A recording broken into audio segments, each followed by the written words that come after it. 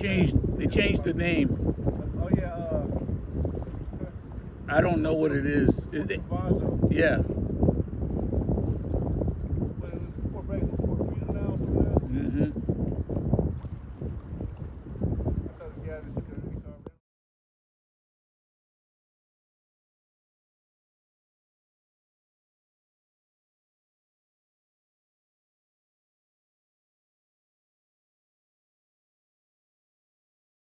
I was in the Army for 18 years. The whole time you had me, I was in the Army already.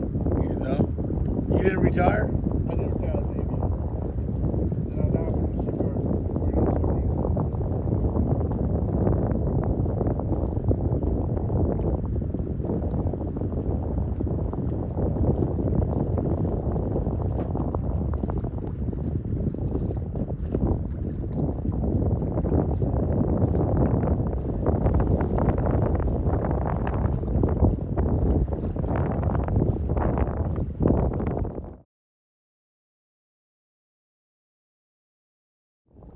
We used to always joke when I was going to sub school about watching submarine races. And like I say, I said, now I fish every day and I see submarines go by like in the submarine races all the time. Yeah.